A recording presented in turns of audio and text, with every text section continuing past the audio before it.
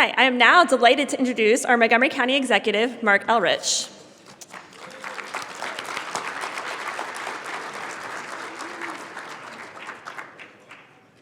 So thank you all. I'm really happy to be here this morning. And I want to thank Ken before he leaves, if he hasn't already gone. You're here. Your agenda is our agenda.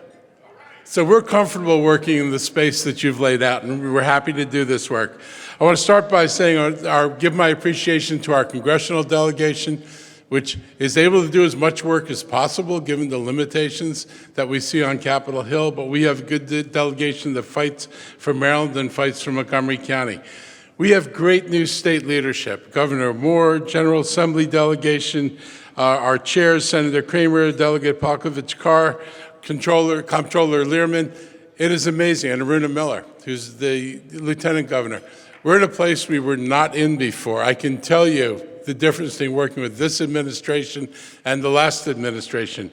And it starts with working with. And it makes an enormous difference when you sit down and talk about a shared agenda and how you can move things forward. From the governor to the cabinet secretaries, we're able to get things done, and we're able to plan out a better future for Montgomery County. I want to congratulate the new council president, Andrew Friedson, and Vice President Stewart, and thank outgoing President Glass and the council members for what's been a pretty productive year. So I want to talk a little bit about what we think have been wins and challenges for Montgomery County right now. And I'm going to start with the wins. First big win is having a federal government that's able to provide money now to help us fight climate change. So we're beginning to see federal money come in. We're writing more grant requests, and we will make as much use of that federal money as possible. We have the first microgrids for buses. We're doing major solar work in this county, and we're considered a climate leader, which is better than being just a climate talker. And we've done a lot of work with the governor, and that's, like I said before, I'm really looking forward to that. We just got an announcement from AstraZeneca, already in Montgomery County with a huge footprint, just increased their footprint with a major acquisition. This is growing.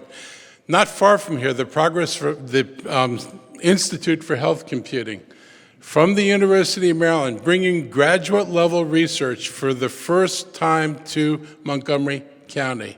The first time to Montgomery County from the University of Maryland in AI. And AI is going to be used for some of the other stuff AI does, but most important to us, to aid in scientific discovery and drug discovery, and to aid in patient treatment and tracking patients, and they're working with the University of Maryland Medical System. This is a major advancement for us, and the University of Maryland has said that they believe will be the Silicon Valley of health, and that's something we're looking forward to. When I came into office 5 years ago, we had never achieved our reserve targets of 10%, never being the operative word. We're sitting on 17% reserves right now. We are $400 million over the reserve target because A, we've been careful with what we do with the money, and B, we're actually in a healthy economy, and we've been able to grow our revenues in Montgomery County. So this is exciting to have achieved these goals, but it also means the ability to make some decisions, and you'll see some stuff come out next month about what we think we can do with reserves, because this should not be used for ongoing expenses, but there are some one-time things where we think we can make a big impact. We just concluded our third trade mission. We've been to Taiwan, India, and Vietnam. This is where you see the value of diversity, because we brought over diverse Montgomery County businesses. The ability to bring people from diverse communities to countries overseas and have them talk about why they should be in Montgomery County is enormous. I could have produced all the slick glossies and said lots of nice words about diversity, but to have Indian scientists and Indian business people talk to the Indian community about why you want to be in Montgomery County, and this is a place where you're going to find yourself welcome, that is the best advertising we can ever do. And it is working for us, and I just want you to know that it's a real payback. Anybody wonders what the payback is, it's real, it's tangible, it makes a difference when we go overseas. We're growing in the East County. This was an area that was absolutely stagnant before. We got 3 shopping centers opening over there. Yes, East County fans. Burtonsville Shopping Center. reopens this year in '24. The White Oak Center on 29 opens in '24. The progress on New Hampshire Avenue at the Beltway is happening now. And it is big news. Montgomery College is opening an East County campus.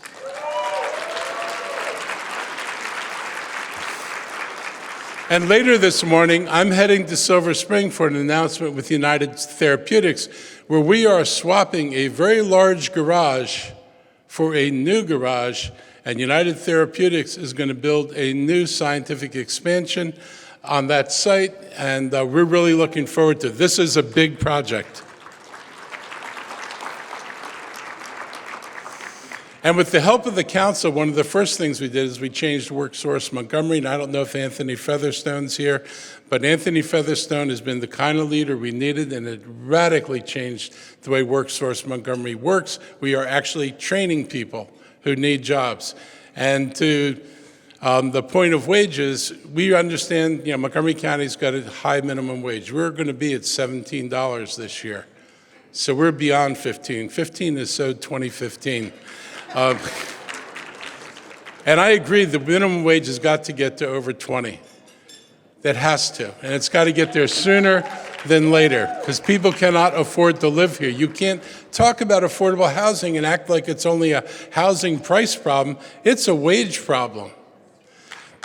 Fundamentally, it's a wage problem. The fact that my father and aunt could have a $122 mortgage and afford it on a $4,000 income in 1960 tells you how far away we've gotten from what people can handle today. So we need to deal with both the production of affordable housing and the wage side of the people who need affordable housing. But despite all that, in the last 4 years, we've produced 1,300 affordable units. And that's 2 years of COVID in those 4 years. And we've preserved another 1,850 affordable units that would have been lost. Montgomery County normally loses more affordable units to rising rents than we produce in a year. So for the whole 21st century, whatever small part of that we're in, we've actually been losing ground on affordable housing because we don't produce enough to even replace what we lose, let alone to meet the demand for people moving into Montgomery County now. And you'll see more legislation on affordable housing. I want to thank the council for getting rent stabilization passed. That was a big deal. So we're going to keep working to produce and preserve affordable housing. Now, there are some challenges ahead of us, and we'll be honest about this. The big one is transportation.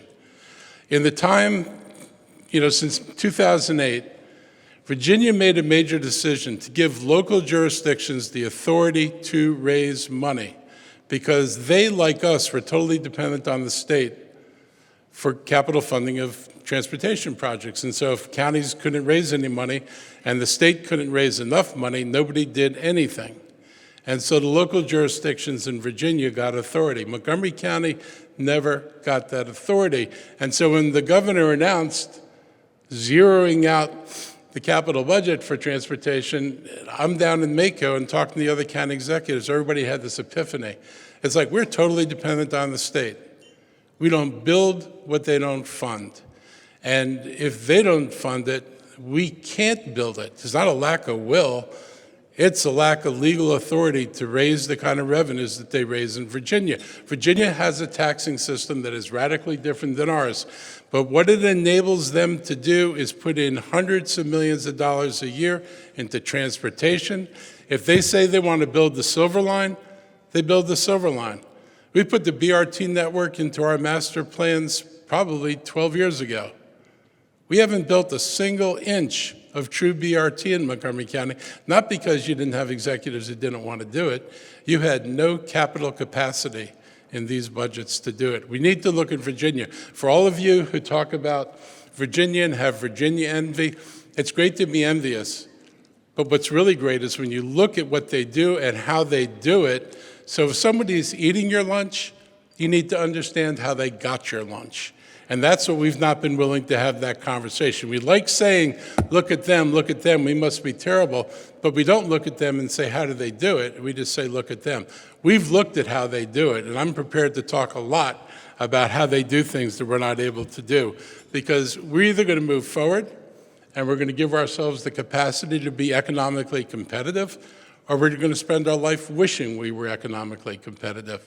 But it takes action to put yourself in a position that you need to be in. And that's a challenge we have to face. Governor Moore has to bring the state legislature together to come up with a solution at the state level. We still need state funding, even if the county had authority to do things. Even in Virginia, they get substantial state funding to go with the efforts of local jurisdictions. So we need to figure out how, between them and us, we can create a system where Montgomery County and the rest of the state can build the infrastructure they need to be economically competitive. My goal is to make this place economically competitive. We've done this work in the life sciences. This is our strength. We are driving this in a way that it's never been driven before. If you think about, we were the home of DNA. We let that slip away. We are not going to let AI and health computing slip away. Not making this mistake twice. We're going forward and doing what we need to do. So I want to just conclude by saying it's impossible to talk publicly without discussing what's going on in the Middle East, because it's affecting all of us. This is not something that's happening thousands of miles away, and we're just going about our lives as if nothing was going on.